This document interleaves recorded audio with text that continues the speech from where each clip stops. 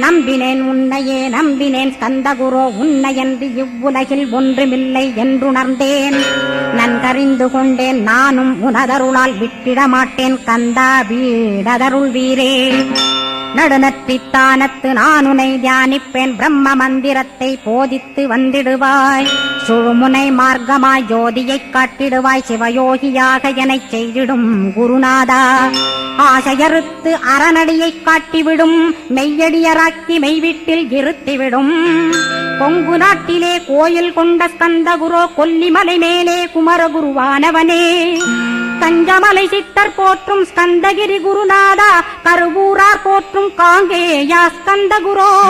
மருதமலை சித்தன் மகிழ்ந்து பணிம் பரமகுரோ, சென்னிமலை குமரா சித்தர் கருள்வோனே.